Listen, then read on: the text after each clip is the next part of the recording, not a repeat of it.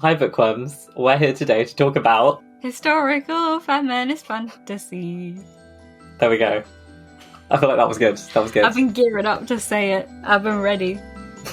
As with all intros, Morgan has to say it in about 500 different ways before it actually gets said. We are talking about Samantha Shannon's essay, My Feminist Call to Historical Fantasy, on missmagazine.com. Morgan, how did you come across this article? I listened to the audiobook version of A Day of Fallen Night, which is Samantha Shannon's most recent novel. It's the sequel to Pride of the Orange Tree, or prequel, actually. But at the end of that, she did a little Q&A with Sarah El-Arifi, who wrote the Final Strife series, and they were doing a little back and forth. In that, Samantha Shannon referenced this essay, and I was like, you know who's looking for essays at the moment? Us two, to talk about on the Patreon. So I immediately looked it up and was like, oh my god, this is perfect. Perfect launching topic to talk about historical fantasy and feminism, and also just fantasy and how it's historical, even when it's not historical fantasy. Kind of a misleading title, because I assumed it would be about historical fantasy, but it's definitely also about like second world fantasy that draws on historical context to world build.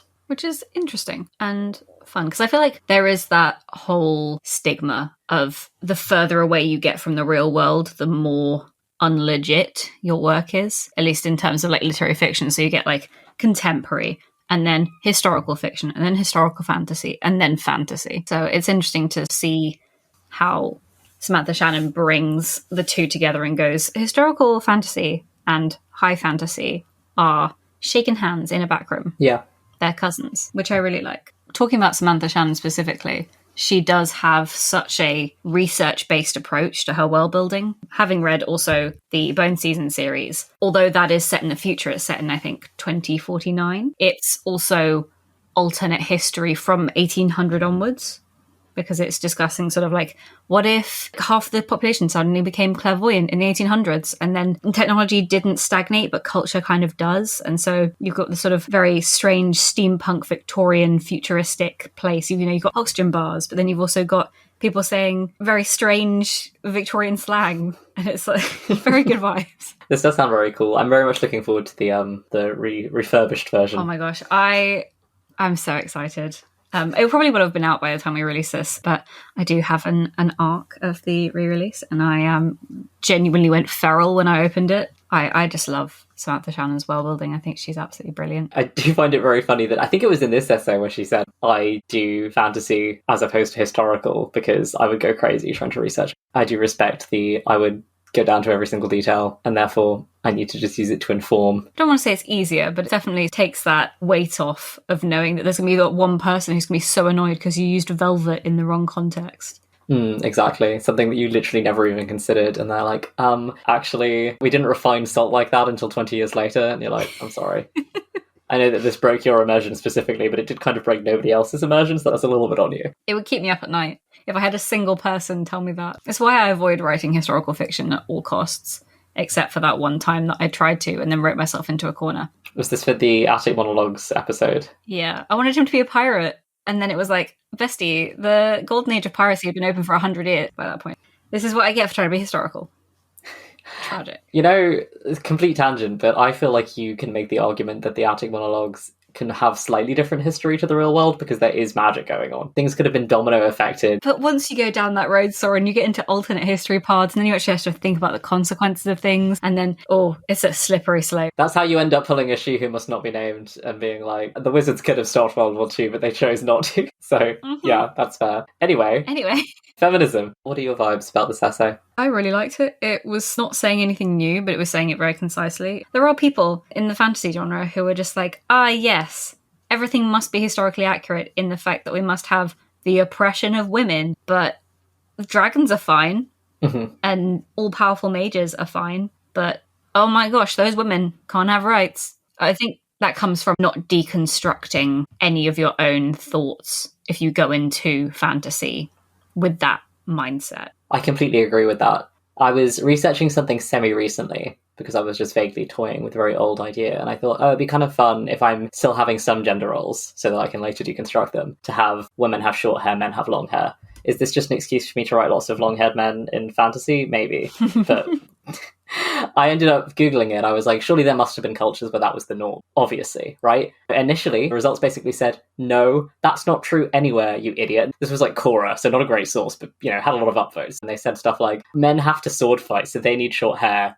And I was sitting there thinking, like, this doesn't really track, And then I obviously dug deeper, and it was, like, very quickly that I came up with societies where everyone had long hair, or, like, the Maasai, where it's normal for men to have locks and women to have shorter hair. That's a society that still fucking exists. I feel like it is that thing where people have just made an assumption, and often it's probably informed by colonialism. You think of traditional fantasy, you think of white men in their 40s who are just writing Lord of the Rings fanfic. And everything being European. Recently, we've moved beyond that a little bit. We've still got a long ways to go, but it's refreshing, certainly. Another one as well that I just sort of came across was the Moso from the Yunnan province, who I was reading about because I was trying to research whether polyamory was the norm anywhere. And it's normal for women to take multiple partners there because the situation is that property and family name is matrilineally passed down. And people have, in inverted commas, walking marriages, which I'm not sure if that's like a translation for a term that they have or like a term that's been imposed. So I want to use that with like a little asterisk. But basically, a woman will just sort of be chilling in her home, and then a man may come knocking, and she may or may not let him in. And then maybe they'll have a kid, and if they have a kid, the kid stays with the mother's family, and the guy basically has nothing to do with it. And people might have multiple partners. They might have one partner who comes and visits them, but they probably won't live together. That's the situation where women are the head of household, where they own the property, and that's a real cultural context to draw on. So if you're drawing on cultural context, why would you only draw on certain cultural contexts if that's the argument you're making? I wanted to talk about the Sansa Stark thing, because she mentions that here. I was pleased that she mentioned it. Because step one, it doesn't happen in the books, so jot that down. Which is a very interesting thing to decide to add. I think that argument that it happened because it's true to life is so ridiculous in terms of, you're a writer. You could make that argument and say, well, therefore, sexual assault should be in every contemporary piece of fiction as well, because it's still true to life. You're still deciding what you put in. It's very much that sort of opposite of rose-tinted retrospection, in that people look at the past and go, oh, they were savages back in the past. It wasn't just a completely moral-less free-for-all. I think it goes hand in hand with those assumptions that, like, nobody ever bathed. Exactly. It's this very sort of monolithic view of the past that goes, oh, it was terrible for these people because it's terrible for them now. And it was terrible in the exact same way, which is very, very odd. Game of Thrones specifically, there was almost not a single female character who wasn't at some point sexually violated. And it did not happen nearly as often in the book. But it was an active choice that they made, making it a TV show. And especially when you read about the backstage conditions on Game of Thrones, it's just a hand-in-hand horror story. Emilia Clarke, who plays Daenerys, after her naked scenes, they wouldn't leave any clothes for her to put on in between takes. Oh, they would just leave her standing naked. That's so grim. Showing your colours like that actually just shows that the way you're envisioning this fantasy is how you view the world. It's showing a lot more about you than it is about the society you're trying to tell about, which is, my refrain for retellings. Retellings tell you more about the society that's retelling them than about the society it's telling about. Yeah, I think it's this thing of, I made the joke earlier that if it's true to life, then surely every contemporary story should also include this, because sadly, every female presenting person I know has been harassed at some point in their life. So you could go by that logic and say it should be in every story. But there's time and place, and there's time and place in ways that are really surprising. I was thinking about, weirdly, Legally Blonde, which has sexual assault in it, despite being a comedy and in one iteration a musical. But it is very much making a statement. It's very intentional. It's definitely not included to titillate the male audience and to frame the women in this sort of vulnerable way and imply something even about the men in the story and say, oh, this is just the way that things are, because there are opposing examples. It's definitely a subject that should definitely be included, and I think that counts for some fantasy, but it is that point of, what are you doing when you write something?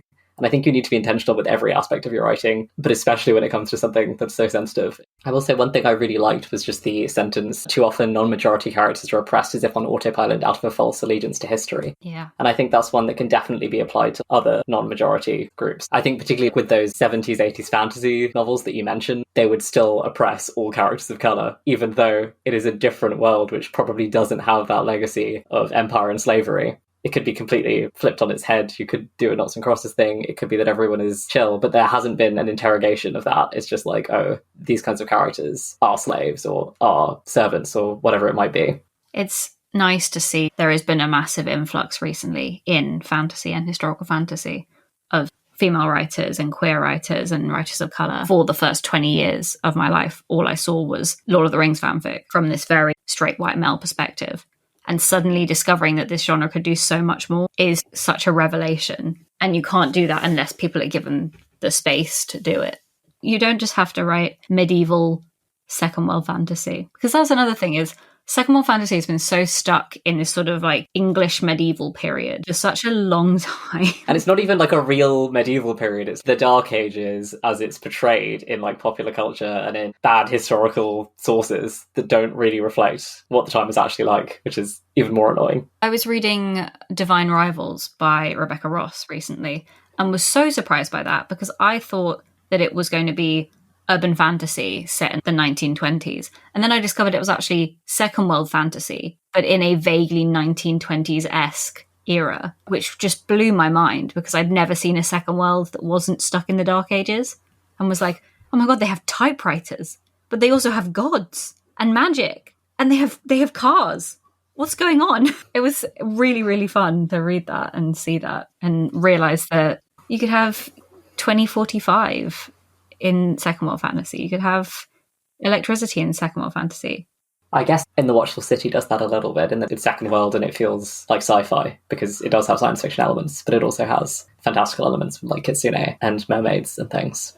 I think science fiction fantasy is so much more delightful when it's science fiction and fantasy. There's something to be said for both of them as separate genres, but when they happen together, and I feel like we're getting glimpses of that a bit more than we used to. You've got Gideon the Ninth is very much SFF. Yes, oh my gosh, and it does it so well. And then you've got the Once and Future series by Emi Koeta and Corey McCarthy, which is a Arthurian retelling set in the very, very far future when all humans have left Earth, but it's also got magic. And then I recently finally read Dune by Frank Herbert and was like, oh my God, there's magic in this. The most acclaimed sci-fi novel of all time has literal magic in it. That was very exciting to see, to be like, oh, okay, we don't have to keep these genres as delineated as people say we do. This is very cool. Exactly, and I think it's that Arthur C. Clarke quote, it's sufficiently advanced technology is indistinguishable from magic. Like, I think you can point to something like the Lunar Chronicles books, which have powers that are technically explained as bioelectricity manipulation, I believe, but they're mind control powers. It feels very fantastical. Yeah, there's a brilliant episode on the podcast Exolore about the fact that sci-fi, if you approach it as if sci-fi is just a soft or hard magic system, it becomes a lot easier to sort of process. And if you treat it like that, then it also becomes a more fun environment to exist in. And I have enjoyed sci-fi a lot more since I sort of started thinking about it that way.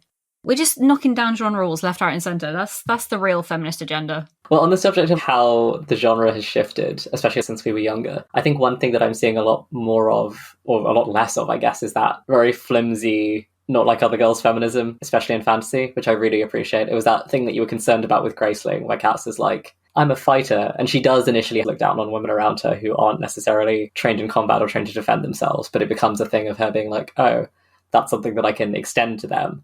And they have all of these skills that I don't have. And I think that's changing a lot. And I think one thing that sort of goes hand in hand with it, again, is more disabled protagonists, because that sort of picture of the typical, like, kick-ass, not like other girls feminist is, like, combat ready all the time. But seeing the protagonist of Iron Widow, and I haven't read it, but I'm assuming the protagonist of Fourth Wing, who do struggle with physical weakness, but are still, you know, strong people. I think that's very cool. Basically, it is that trend of intersectionality. It doesn't just have to be this one-note situation of, like, women can do anything that men can do. In theory, yes, but some women can't do things that the men around them can do, and some women can't do things that the women around them can do. Exactly. Seeing how these books approach that model of disability that we were talking about in our disabilities episodes. To take Fourth Wing, for example, you have this girl who has EDS, or Ehlers-Danlos syndrome, and so she can't hold on to the dragon when she's on it. And so he creates force bonds around her to just keep her on the dragon until she can gather the strength through physiotherapy to be able to hold on to her. And all these people go, that's cheating. How dare you? You know, like, how come she's got the biggest dragon? And how come she can't even hold on by herself and she's still allowed to survive? You know, yada, yada, yada. Like, 4 people have fallen off their dragons in the last week and died because they couldn't hold on. But this guy's just keeping her on by will. And it's like, yeah, because she actually likes her dragon and cares about her dragon. And you guys are all absolute dickheads. So jot that down for us. This dragon recognizes that it's not about what her body can do. It's about who she is and what she will mean for the future, the bridging that she will do between multiple factions, and recognizes that it's his job to keep her alive, basically. And I feel like that smacks of that thing of like, oh, we can't forgive someone's student loans. I had to pay all of my student loans and it was miserable. Or I've heard people complain, if they give you free healthcare for hormone replacement therapy for if you're transgender, surely they should give me free glasses because I need glasses, and they should give me free dental because I need dental. And it's like, yes, they should. Why are we all throwing each other down? If other people are falling off their dragons because they don't have force bonds, then maybe everybody should have force bonds. That's the takeaway here. Not she shouldn't have force bonds. That's a terrible takeaway. I feel like we should talk about some actual historical fantasy. I feel like we should start with A Marvelous Light by Freya Marske. That approaches feminism in a very interesting way, because we did have this conversation when we had an episode about it, but Robin, who's one of our main characters, is kind of a misogynist, and he is definitely a product of his environment. But I think we said it was like realistic misogyny, and we liked that. And there's like, sometimes if you're doing something with it, it does make sense. And like, Maud's character arc can't really happen without Robin being a product of going to Oxbridge and being gay and being a rugby lad. And also being a misogynist, but I'm kind of conflating the identity a little bit. Well, you know, some Oxbridge rugby lads who are gay are probably totally lovely and not misogynists. but I think that is the crux of it. One, that it's not second world fantasy, it's historical fantasy. So you could make the argument that it would be doing a disservice to that context to have Robin be like, hell yeah, Maud, girl power, go get your bread. He's more supportive than their parents would have been, but he's also like, we don't have a lot of money. His concerns feel very grounded in that reality. So it's very believable. And then, exactly as you said, the point is Maud's character arc of proving herself and of breaking away from those expectations. And even she's doing it in that interesting way of Maud's idea of feminism is in some ways kind of basic in comparison to Violet. For example, Maud is a suffragette and she's involved with the movement and she knows trans women, but then she hasn't thought about breaking gender roles in the same way that Violet has, like dressing as a man on stage. So they both have like very different experiences in terms of not just misogyny, but also in terms of the feminist identities, if you want to call it that they've cultivated. Yeah, it's very interesting to see. Because you don't very often I don't read that much historical fiction, but I feel like a lot of historical fiction can either fall into we oppressed the women because they were oppressed, or, oh my god, #feminism, but it's like the 1500s. And it's very interesting to see multiple feminism perspectives in a singular novel that are actually sort of like treated as both correct, rather than one being sort of put down for the other. That's a very good point, actually, yeah. I think quote-unquote feminist literature used to often have pretty much a disdain for women that fell into traditional feminine roles. And it's nice seeing more women who enjoy and embrace and want those roles or those hobbies or whatever it might be in fiction.